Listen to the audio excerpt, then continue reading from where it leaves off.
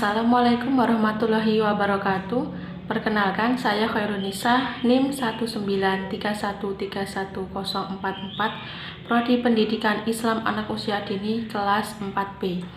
Di sini saya akan menyampaikan materi yang berkaitan dengan teknik bercerita pada anak usia dini. Di sini saya akan menggunakan media berupa boneka jari. Nah, di sini nanti saya akan menceritakan sebuah kisah dengan menggunakan metode boneka jari. Seperti ini ya, teman-teman. Selamat menyaksikan. Di suatu hutan tinggallah seekor kelinci bernama Tata. Dia seekor kelinci yang sombong dan suka membanggakan dirinya. Kemudian pada suatu hari ketika dia berjalan di tengah hutan, dia bertemu dengan seekor siput yang bernama Dodo.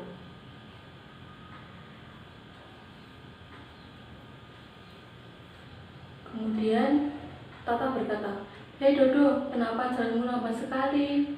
Lihatlah diriku, aku bisa berlari dengan sangat kencang." Kemudian Tata mulai berlari dengan kencang meninggalkan Dodo. Selang beberapa waktu, Tata datang kembali dan berkata pada Dodo, "Kau lihat kan Dodo, bagaimana kencangnya lariku ini? Tidak seperti dirimu, kau sangat lambat."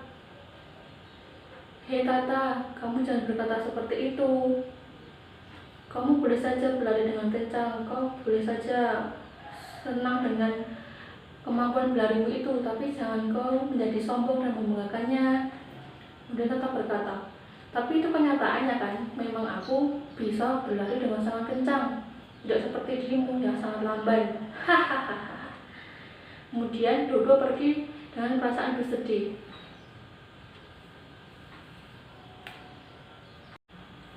Kemudian pada suatu pagi ketika Tata sedang bersantai di tepi sungai dan memakan wortel, tiba-tiba dia mendengar suara langkah kaki gedubuk-gedubuk-gedubuk dengan sangat keras.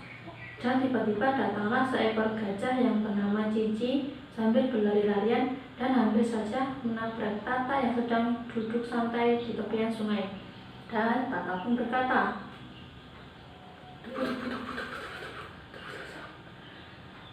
"Hei Cici, kamu itu bagaimana? Kok kamu tidak melihat kalau ada aku di sini?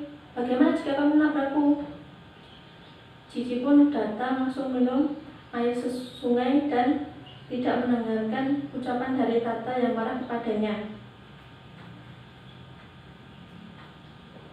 "Hei Cici, apa kamu tidak mendengarku?" Kemudian Cici berkata, "Maafkan aku Tata, aku tidak sengaja. Tadi aku sangat haus dan perutku juga sakit, jadi aku langsung buru-buru untuk mencari minum," ucap Cici. Kemudian Tata berkata, Maaf, memangnya kamu tidak bisa melihat apa? Bagaimana jika kamu menabrakku?" Pada pagi harinya, Tata yang sedang mencari makanan di sekitar hutan, dia mendengar suara auman yang sangat keras. Kemudian dia mencoba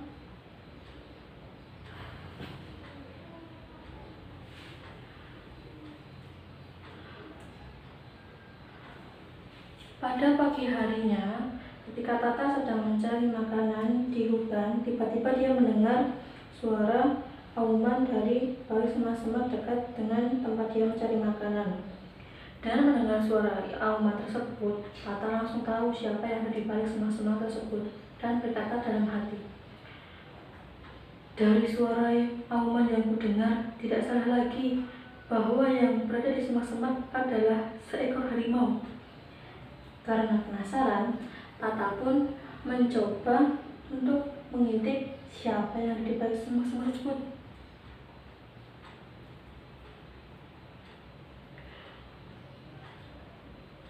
Ternyata benar, yang ada di balik semak-semak tersebut adalah harimau. Kemudian karena Tata ketakutan, dia mencoba untuk pergi secara perlahan-lahan.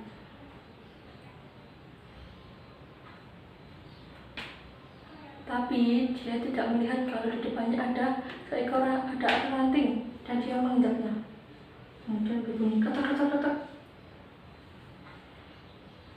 Setelah itu, harimau yang di balik semak-semak tiba-tiba berkata, "Hayo, siapa yang ada di sana? Ayo cepat keluarlah, kalau tidak akan kusantap kau." Hahaha. Mendengar itu, Tata pun semakin ketakutan dan seluruh badannya gemetar dan berkeringat. Apa yang harus kulakukan?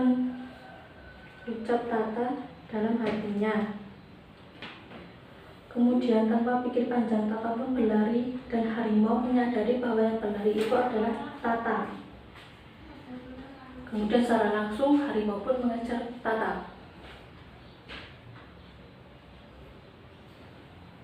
Sedangkan di sisi lain ada 3 penghuni hutan yang mengintip dari balik semak-semak dan pepohonan. Kemudian mereka melihat siapa yang berlari-larian. Monyet berkata, "Kalian lihat kan siapa yang dikejar oleh harimau tadi?" Sahut Kancil, "Iya, kami melihat harimau yang ganas mengejar Tata." Kemudian sapi berkata, "Tapi bagaimana dengan Tata? Jika dia tertangkap oleh harimau, pasti dia akan dimakan olehnya," seru sapi. Monyet pun menjawab, "Sudahlah, biarkan saja. Itulah karena dia terlalu sombong dan membanggakan dirinya. Akhirnya tidak ada yang mau membantunya ketika dalam kesulitan." Di sisi lain, harimau terus mengejar Tata sampai ke tepian hutan. Harimau pun terus mengejar Tata sampai ke tepian hutan. Di sana Tata melihat ada sumur tua di balik semak-semak dan juga pepohonan. Kemudian tanpa berpikir panjang, Tata pun langsung masuk ke dalam sumur tersebut untuk menyelamatkan dirinya.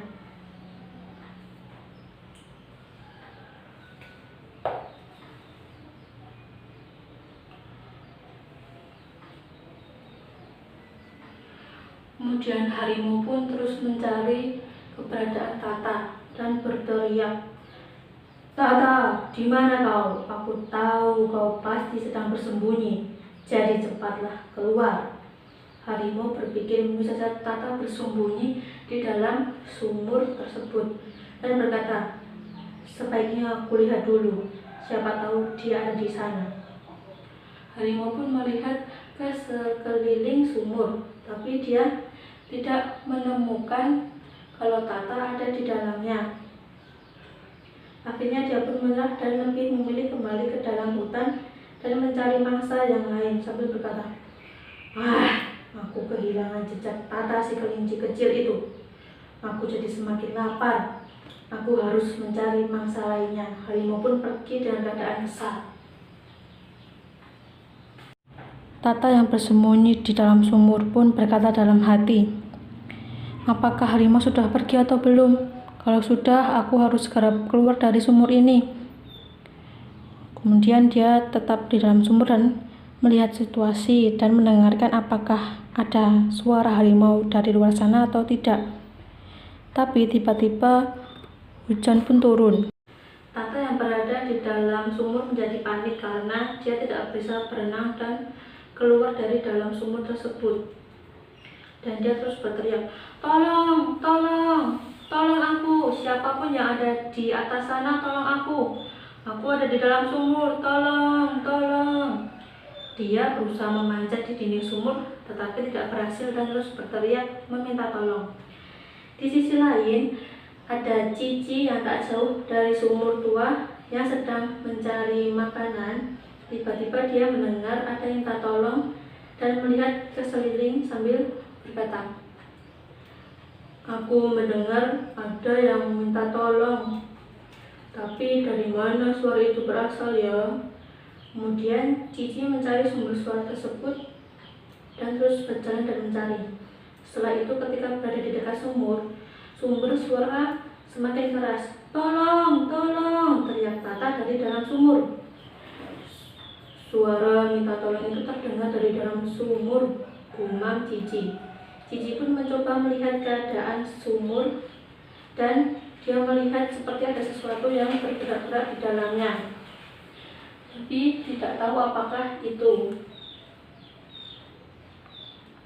Tata masih berteriak minta tolong dan habis saja tenggelam. Kemudian Cici langsung menyadari dari suara teriakan itu bahwa yang ada di dalam sumur adalah Tata. Dia pun langsung bergegas mencari ranting pohon yang lumayan panjang dan besar, lalu dia mengulurkan ranting pohon tersebut dengan gelarnya ke dalam sumur.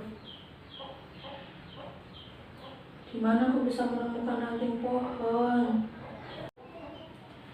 Dan Cici pun sudah mendapatkan ranting pohon, kemudian bergegas membantu Tata keluar dan dia mengulurkan belalainya dengan kayu tersebut. Kemudian dia menolong Cici.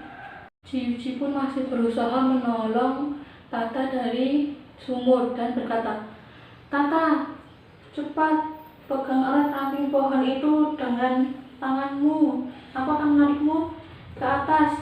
Tata yang sadar bahwa ada seseorang yang mengulurkan ranting pohon padanya, kemudian berusaha meraih ranting pohon tersebut. Kemudian Tata pun bisa diselamatkan dan dibawa oleh Cici ke bawah pohon untuk berteduh dan beristirahat.